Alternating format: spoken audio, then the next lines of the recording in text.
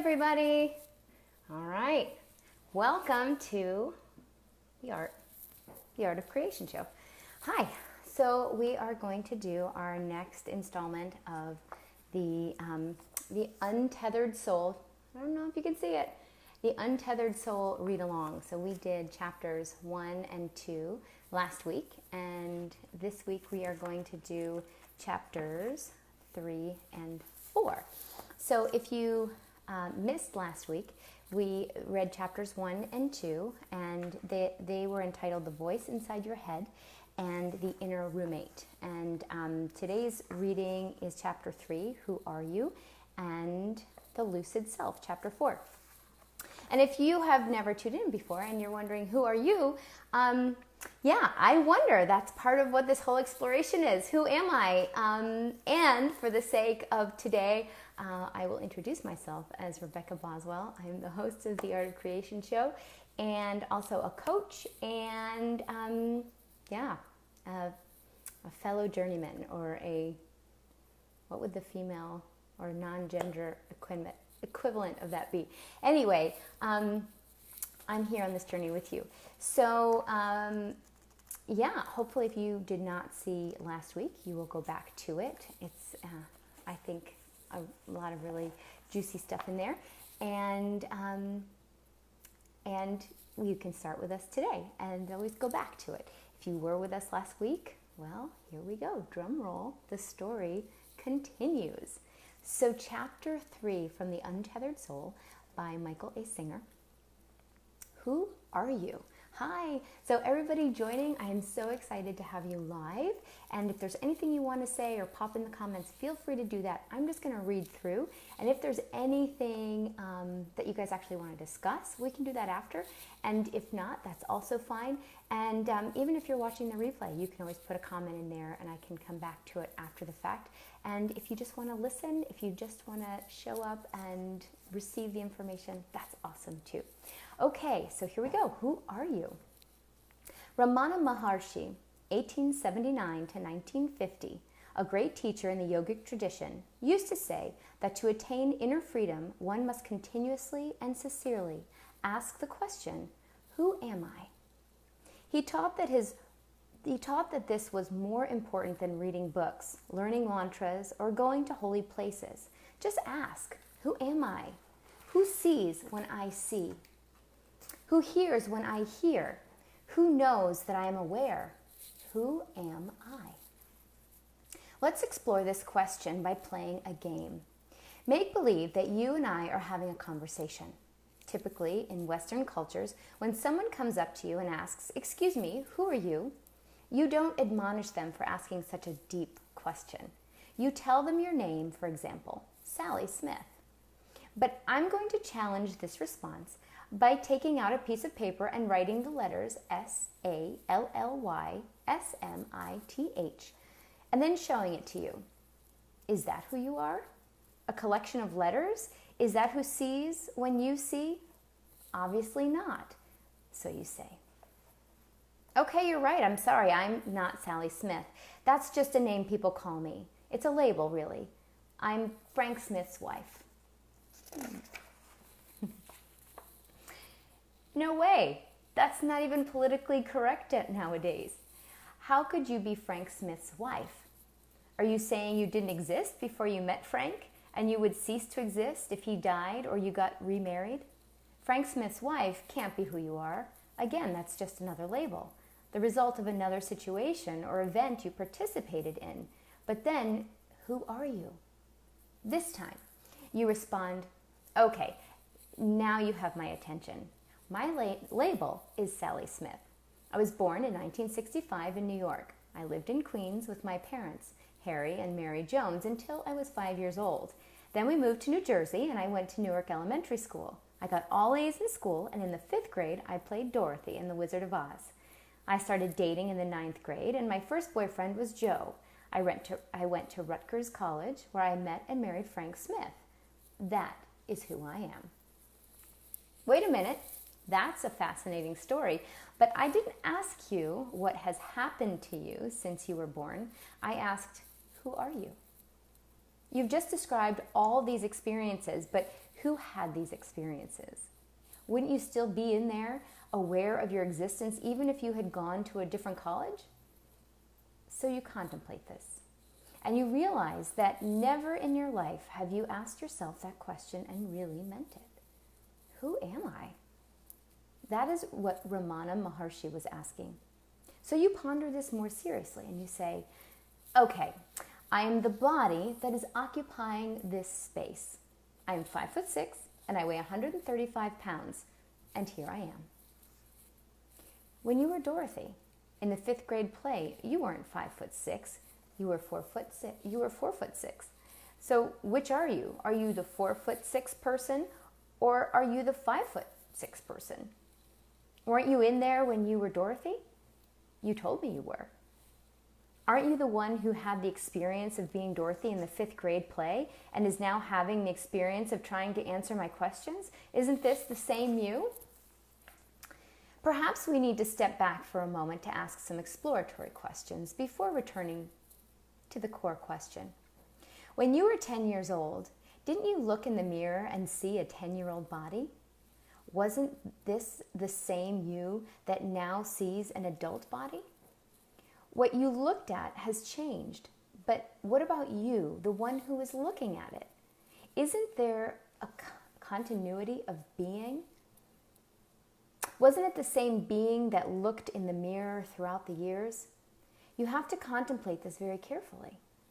Here's another question. When you go to sleep every night, do you dream? Who dreams? What does it mean to dream? You answer, well, it's like a motion picture plays in my mind and I watch it. Who watches it? I do. The same who looks in the mirror. Does the same you who is reading these words also look in the mirror and watch the dreams? When you awake, you know you saw the dream. There is a continuity of conscious awareness, of being. Ramana Maharshi was just asking some very simple questions. Who sees when you see? Who hears when you hear? Who watches the dreams? Who looks at the image in the mirror? Who is it that is having all of these experiences? If you try to just give if you try to just give honest, intuitive answers, you are simply going to say, me. It's me. I'm in here experiencing all of this. That's about the best answer you'll have. It's actually pretty easy to see that you're not the objects you look at. It's a classic case of subject-object. It's you, the subject, that is looking at the objects. So we don't have to go through every object in the universe and say that object is not you. We can very easily generalize by saying that if you are the one who is looking at something, then that something is not you. So right away, in one fell swoop, you know what you're not. You're not the outside world. You're the one who is inside looking out at that world. That was easy. Now, at least we've eliminated the countless things outside, but who are you? And where are you if you're not outside with all the other things? You just have to pay attention and realize that you would still be in there experiencing feelings even if all the outside objects disappeared. Imagine how much fear you would feel. You might also feel frustration or even anger, but who would be feeling these things? Again, you say, me. And that's the right answer. The same me experiences both the outside world and the inside emotions. To take a clear look at this, imagine that you're watching a dog play outdoors. Suddenly, you hear a noise right behind you, a hiss, like a snake. Would you still be looking at the dog with the same intensity of focus? Of course not. You'd be feeling tremendous fear inside. Though the dog would still be playing in front of you, you'd be completely preoccupied with the experience of fear. All of your attention can very quickly become absorbed in your emotions. But who feels the fear? Isn't it the same you who was watching the dog? Who feels love when you feel love? Can't you feel so much love that it's hard to keep your eyes open? You can become so absorbed in beautiful inner feelings or frightening inner fears that it's hard to focus on outer objects. In essence, inside and outside objects compete for your attention. You are in there having both inner and outer experiences. But who are you? To explore this more deeply, answer another question. Don't you have times when you're not having emotional experiences and instead you just feel quiet inside? You're still in there, but you're just aware of peaceful quiet. Eventually, you will begin to realize that the outside world and the flow of inner emotions come and go, but you, the one who experiences these things, remain consciously aware of whatever passes before you. But where are you? Maybe we can find you in your thoughts. René Descartes, a great philosopher, once said, "I think, therefore I am." But is that really what's going on? The dictionary defines the verb to think as to form thoughts, to use the mind to consider ideas and make judgments. The question is, who is using the mind to form thoughts and then manipulate them into ideas and judgments? Does this experiencer of thoughts exist even when thoughts are not present? Fortunately, you don't have to think about it. You are very aware of your presence of being, your sense of existence without the help of thoughts. When you go into deep meditation, for example, the thoughts stop. You know that they've stopped. You don't think it. You are simply aware of no thoughts. You come back and say, "Wow, I went into this deep meditation, and for the first time, my thoughts completely stopped. I was in a place of complete peace, harmony, and quiet." If you are in there experiencing the peace that occurs when your thoughts stop, then obviously your existence is not dependent upon the act of thinking. Thoughts can stop, and they can also get extremely noisy. Sometimes you have many more thoughts than other times. You may even tell yourself, or you may even tell someone, "My mind is driving me crazy. Ever since he said those things to me, I can't even sleep. My mind just won't shut up." Whose mind? Who is noticing these thoughts? Isn't it you? Don't you hear your thoughts inside? You can go back to chapter 1 and 2 if you didn't hear those. It's all about that. Aren't you aware of their existence? In fact, can't you get rid of them? If you start to have a thought you don't like, can't you try to make it go away? People struggle with thoughts all the time. Who is it that is aware of the thoughts? And who is it that struggles with them? Again, you have a subject-object relationship with your thoughts. You are the subject. And the thoughts are just another object you can be aware of. You are not your thoughts. You are simply aware of your thoughts. So finally you say, "Fine, I'm not anything in the outside world, and I'm not the emotions. These outer and inner objects come and go, and I experience them. Plus, I'm not the thoughts. They can be quiet or noisy, happy or sad. Thoughts are just something else I'm aware of. But who am I?" Therein lies the question. It starts to become a serious question, who am I? Who is having all these physical, emotional, and mental experiences? So you contemplate this question a little deeper. This is done by letting go of the experiences and noticing who is left.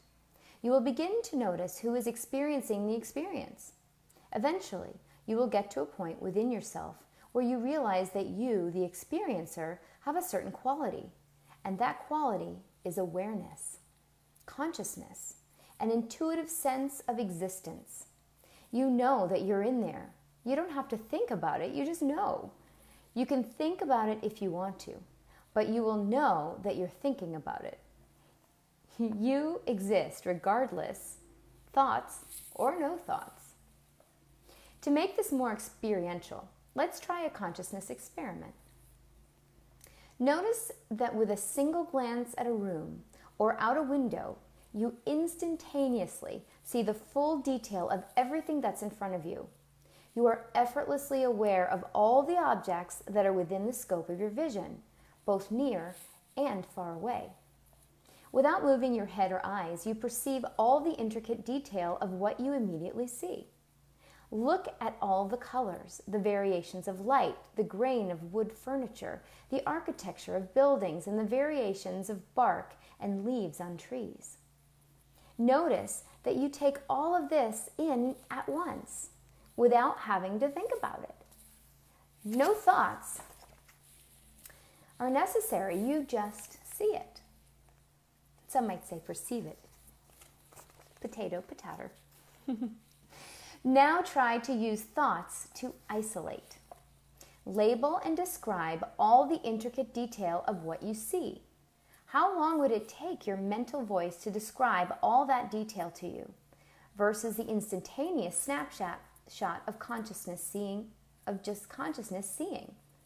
When you look without creating thoughts, your consciousness is effortlessly aware of and fully comprehends all that it sees. Consciousness is the highest word you will ever utter. There is nothing higher or deeper than consciousness. Consciousness is pure awareness. But what is awareness? Let's try another experiment. Let's say you are in a room looking at a group of people and a piano. Now, make believe the piano ceases to exist in your world. Would you have a major problem with that? You say, no, I don't think so. I'm not too attached to pianos. Okay then. Make believe the people in the room cease to exist. Are you still okay? Can you handle it? You say, sure, I like being alone. Now, you say, sure, I like being alone. Now make believe your awareness doesn't exist. Just turn it off. How are you doing now? I don't know that you'd be there. Ah, aha! Zutala, I think we are getting somewhere. What would it be like if your awareness didn't exist? It's actually pretty simple. You wouldn't be there. Ding, ding, ding. There would be no sense of me. There wouldn't be anyone in there to say, wow, I used to be in here, but now I'm not. There would no longer be an awareness of being. And without awareness of being or consciousness, there is nothing. Are there objects? Who knows? If no one is aware of the objects, their existence or non-existence becomes completely irrelevant. It doesn't matter how many things are in front of you. If you turn off the consciousness, there is nothing. If you are conscious, however, there can be nothing in front of you, but you are fully aware that there is nothing. It's really not that complicated, and it's very enlightening. Look, instant enlightenment. You don't even have to go sit under a tree for years and years. All right, so now if I ask you, who are you? You answer, I'm the one who sees. From back in here somewhere, I look out and I'm aware of the events, thoughts, and emotions that pass before me. If you go very deep, that is where you live. You live in the seat of consciousness. A true spiritual being lives there without effort and without intent, just as you effortlessly look outside and see all that you see. You will eventually sit far enough back inside to see all your thoughts and emotions as well as outer form. I'm just thinking, it's that thing of like expanding out infinitely in all directions. And it's kind of a little bit of a brain bender too, because, right, if you actually, infinity is infinite. So if you go back to this place, he's saying go back so deep, you actually can go infinitely within, right? Because infinity, it's not just from here out, it's like, right, all the stuff. So from infinitely within, it's kind of like when we talk about expanding infinitely out. You're just there. Anyway, back to the book. All right, where was I? It's like in The Princess Bride. I just felt like the grandpa, He was, all right. Okay. All right. Okay. All right, here we are. Okay. Seriously, I lost my place. All of these objects are in front of you. The thoughts are closer in. The emotions are a little further away. And form is way out there. Behind it all, there you are. You go so deep that you realize that's where you've always been. At each stage of your life, you have seen different thoughts, emotions, and objects pass before you. But you have always been the conscious receiver of all that was and all that is. Now you are in your center of consciousness. You are behind everything, just watching. That is your true home. Take everything else away and you're still there, aware that everything is gone. But take the center of awareness away and there is nothing. The center is the seat of self. From the seat, you are aware that there are thoughts, emotions, and a world coming in through your senses. But now you are aware that you're aware. That is the seat of the Buddha self, the Hindu Atman, and the Judeo-Christian soul. The great mystery begins once you take that seat deep within. Ooh. Everybody settling into that comfy seat? Shall we continue? Chapter 4, the Lucid Self. I just thank you for being here. I appreciate it. There is a type of dream called a lucid dream, in which you know that you're dreaming. If you fly in the dream, you know that you're flying. You think, hey, look, I'm dreaming that I'm flying. I'm going to fly over there. You're actually conscious enough to know that you are flying in the dream and that you're dreaming the dream.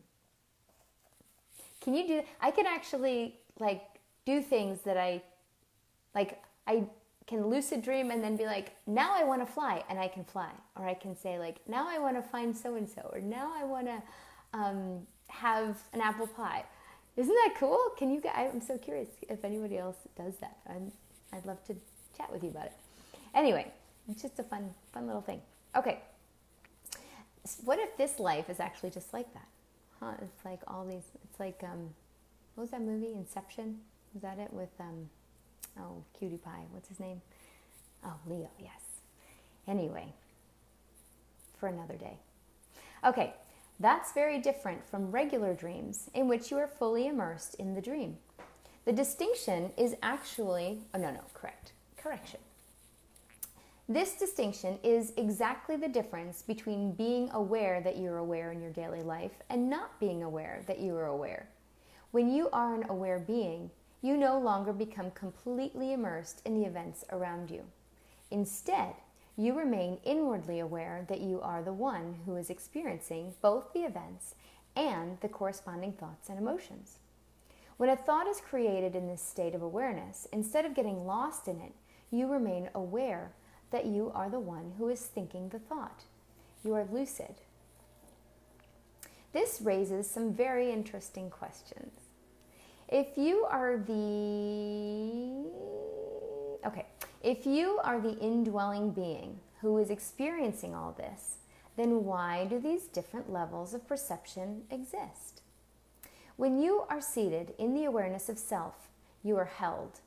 No. Oh my goodness, that's an interesting addition. Oh, I wonder, we could ask Freud about that one. I will read what's actually written here, which says, when you are seated in the awareness of self, you are lucid. Where are you when you are not seated deeply enough inside the self to be the conscious experiencer of all you're experiencing?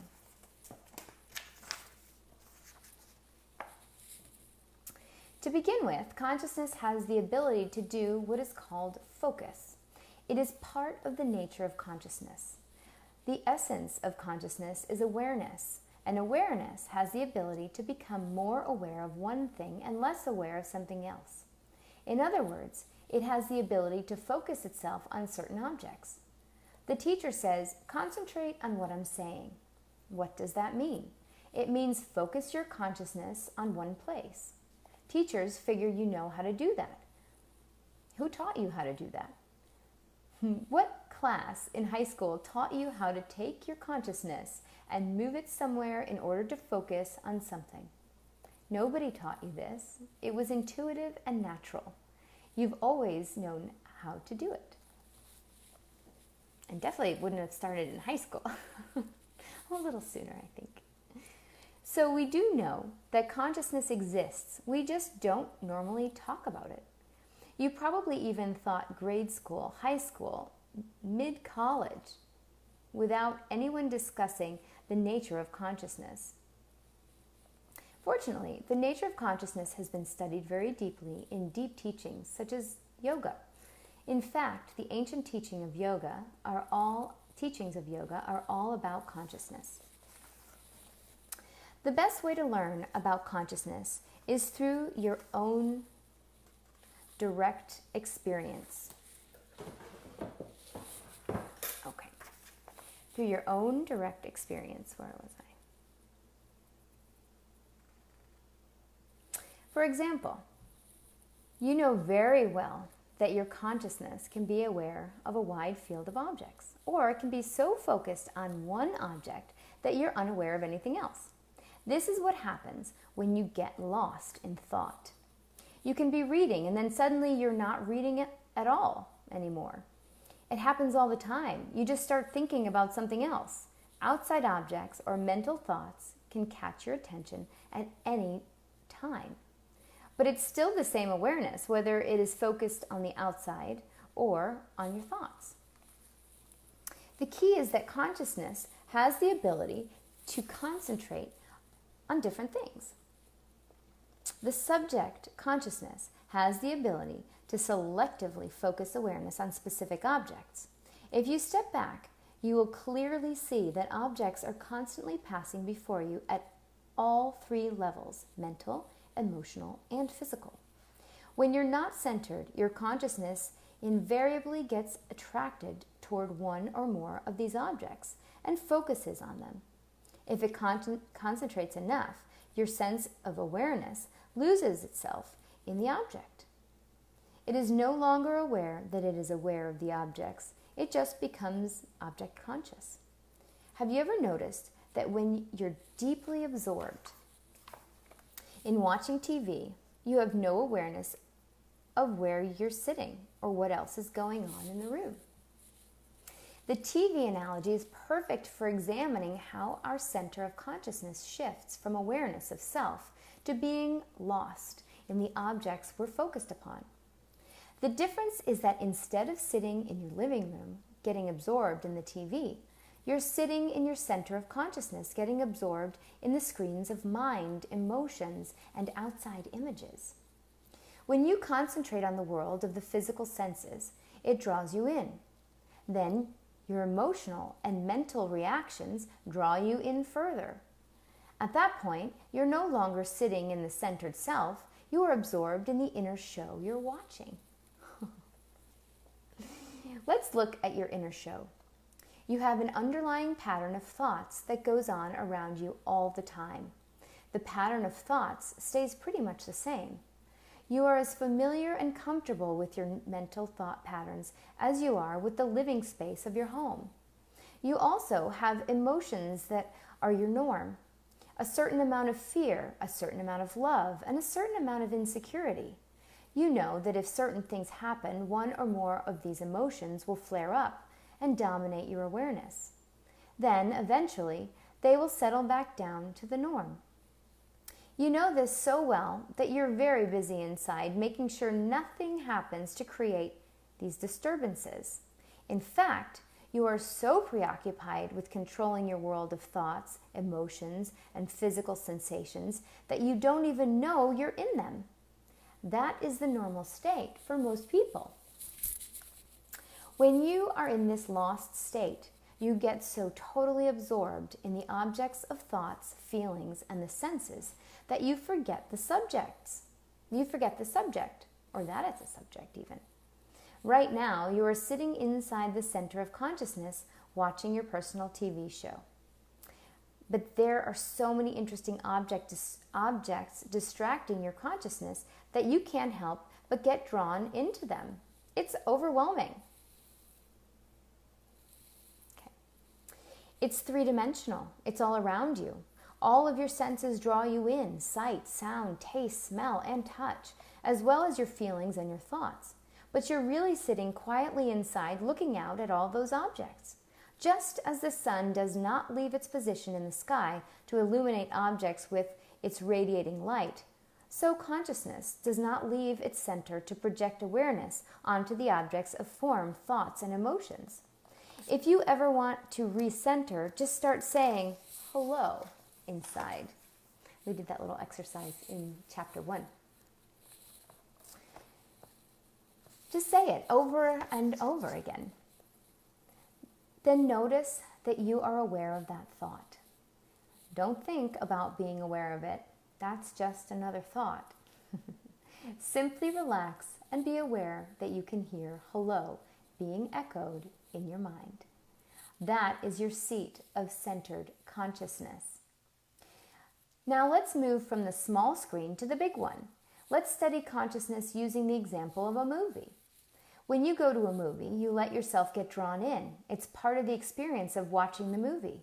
With a movie, you use two senses, seeing and hearing, and it's very important that these senses synchronize.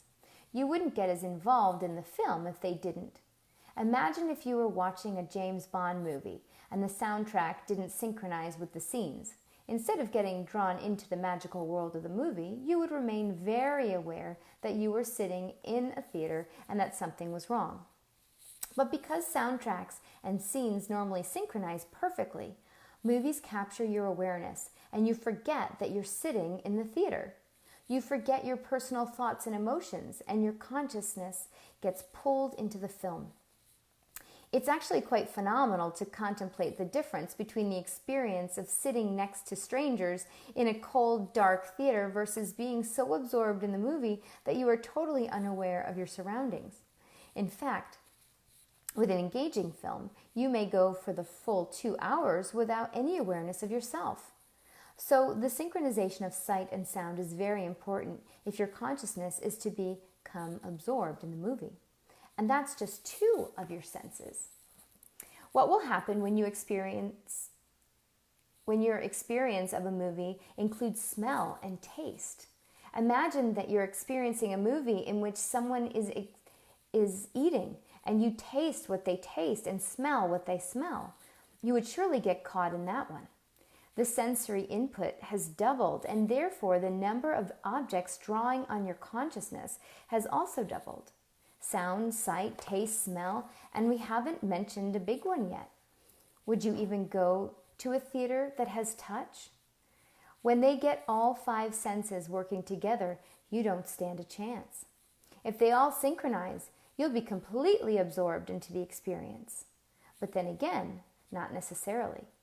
Imagine you're sitting in the theater, and even with this overwhelming sensory experience, you still become bored with the movie. It just isn't computing or capturing your attention. So your thoughts start to wander. You begin thinking about what you'll do when you get home. You start thinking about something that has happened to you in the past. After a while, you're so lost in your thoughts that you hardly are aware anymore that you're watching a movie. This occurs despite the fact that your 5 senses are still sending you all these movie messages. This can only happen because your thoughts can still occur independently of the movie. They provide an alternative place for the consciousness to focus. Now imagine that movies are made that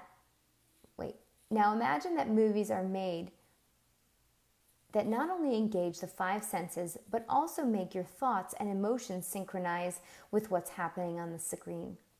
With this movie experience, you're hearing, seeing, tasting, and suddenly you begin feeling the character's emotions and thinking the character's thoughts. The character says, "I'm so nervous, should I ask her to marry me?" And suddenly insecurity wells up inside of you. Now we have the full dimension of the experience, 5 physical senses, plus thoughts and emotions. Imagine going to that movie and getting plugged in. Careful, That would be the end of you as you know yourself. There would be no object of consciousness that is not synchronized with the experience. Any place your awareness falls would be part of the movie. Once the movie gets control of the thoughts, it's over. There's no you in there saying, I don't like this movie, I want to leave.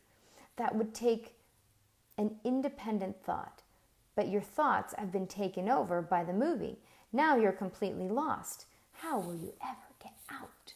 Dun, dun, dun! As scary as it sounds, that is your predicament in life. Because all of the objects you're aware of are synchronized. You get sucked in and are no longer aware of your aware of your separateness from the objects. The thoughts and the emotions move in accordance with the sights and the sounds. It all comes in and your consciousness gets totally absorbed in it. Unless you're fully seated in witness consciousness, you're not back there being aware that you're the one watching all of this. That is what it means to be lost. So it's like we're at that movie all the time and we don't realize that we can step back, and yet we can. Okay. The lost soul is the consciousness that has dropped into the place where one human's thoughts, emotions, and sensory perceptions of sight, sound, taste, touch, and smell are all synchronized. All these messages come back to one spot. Then the consciousness, which is capable of being aware of anything, makes the mistake of focusing on the one spot too closely. When the consciousness gets asked in, it no longer knows itself as itself. It knows itself as the objects it is experiencing. In other words, you perceive yourself as these objects. You think you are the sum of your learned experiences. That is what you think when you go to one of these advanced movies. At such a movie, you would first get to select which character you want to be. Let's say you decide, I'll be James Bond. Okay, but once you push the button, that's it. The button had better be on a timer. You, as you currently know yourself, are no longer there. Since all of your thoughts are now James Bond's thoughts, your entire existing self-concept is gone. Remember, your self-concept is just a collection of thoughts about yourself. Likewise, your emotions are Bond's, and you are watching the movie through his visual and auditory perspective. The only aspect of your being that remains the same is the consciousness that is aware of these objects. It is the same center of awareness that was aware of your old set of thoughts, emotions, and sensory input. Now someone turns off the movie. Immediately, Bond's thoughts and emotions are replaced with your old set of thoughts and emotions. You're back to thinking that you're a 45-year-old woman, or whatever. All the thoughts match. All the emotions match. Everything looks like, smells like, tastes like, feels like it did before. But that doesn't change the fact that it's all just something consciousness is experiencing. It is all just objects of consciousness, and you are the consciousness. What differentiates a conscious, centered being from a person who is not so conscious is simply the focus of their awareness. It's not a difference in the consciousness itself. All consciousness is the same. Just as all light from the sun is the same, all awareness is the same. Consciousness is neither pure nor impure. It has no qualities. It's just there, aware that it's aware. The difference is that when your consciousness is not centered within, it becomes totally focused on the objects of consciousness. When you are a centered being, however, your consciousness is always aware of being conscious. Your awareness of being is independent of the inner and outer objects you happen to be aware of. If you really want to understand this difference, you must begin by realizing that consciousness can focus on anything. That being the case, what if consciousness were to focus on itself? When that happens, instead of being aware of your thoughts, you're aware that you're aware of your thoughts. You have turned the light of consciousness back on itself. You're always contemplating something, but this time you're contemplating the sense of consciousness, or the source of consciousness. This is true meditation. True meditation is beyond the act of simple one-pointed concentration. For the deeper meditation, you must not only have the ability to focus your consciousness completely on one object, you must also have the ability to make awareness itself be that object. In the highest state, the focus of consciousness is turned back to the self. When you contemplate the nature of self, you are meditating. That is why meditation is the highest state. It is the return to the root of your being, the simple awareness of being aware. Once you become consciousness of the consciousness itself, you attain a totally different state. You are now aware of who you are. You have become an awakened being. It's really just the most natural thing in the world. Here I am. Here I always was. It's like you've been on the couch watching TV, but you were so totally immersed in the show that you forgot where you were. Someone shook you, and now you're back to the awareness that you're sitting on the couch watching TV. Nothing else changed.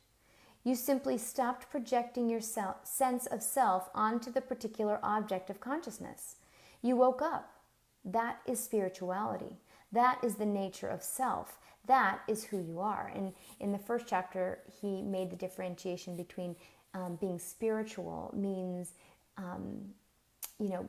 being focused or having your awareness on within the self, as opposed to worldly, not having to do with money, but being outwardly focused and focused on the external things as the source of creation and all that is. As you pull back into the consciousness, this world ceases to be a problem. It's just something you're watching. It keeps changing, but there's no sense of that being a problem. The more you are willing to just let the world be something you're aware of, the more it will let you be who you are, the awareness, the self, the Atma, the soul. You realize that you're not who you thought you were. You're not even a human being. You just happen to be watching one. You will begin to have deep experiences within your own center of consciousness. These will be deep, intuitive experiences of the true nature of self. You will find that you are tremendously expansive. When you start to explore consciousness instead of form, you realize that your consciousness only appears to be small and limited because you are focusing on small and limited objects. That's exactly what happens when you're focusing solely on the TV. There's nothing else in the world. If you pull back, however, you can see, or expand out would be another way to look at it. You can see the whole room, including the TV.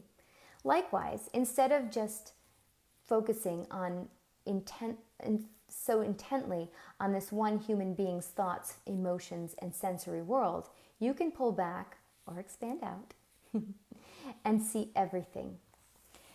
You can move from finite to the infinite. Isn't this what they've been trying to tell us, Christ, Buddha, and the great saints and sages of all time and all religions? One of these great saints, Ramana Maharshi, used to say, "Who am I?"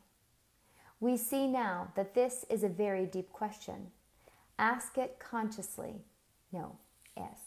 Ask it consciously. And if I was going to read what it says here, ask it ceaselessly, constantly. Ask it and you will notice that you are the answer. There is no intellectual answer. You are the answer.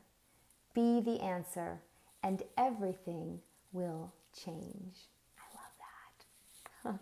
So that concludes chapter 4 of the Untethered Soul. Next week, we go into part 2, right? So we were in part 1, which was entitled Awakening Consciousness, and part 2 is entitled Experiencing Energy. And we will read the 2 chapters infinite energy and the secrets of the spiritual heart. So hopefully you'll pop on with me next week. Please click on the notification bell, then you'll know when I go live. I will post the exact time for next Friday's live sometime next week. And so keep an eye out for it here on the Art of Creation Show Facebook page. Hopefully you like the page already. And we'll be back here to join us. And this will also be put up on the YouTube channel. So please subscribe to that. You'll also get notified once the videos have been uploaded there. If you're watching this as a replay, you can still feel free on the Facebook page to put comments in or questions or just things that you're exploring. Hi, thank you for being here. I love seeing you.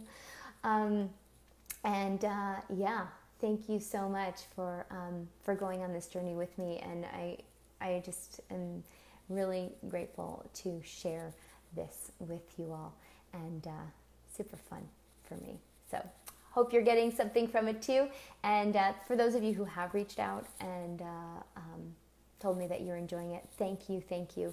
And I wonder who else is going to join us. So for all of you out there who don't even know this is there yet, we're just calling you in and allowing the ripples to find you.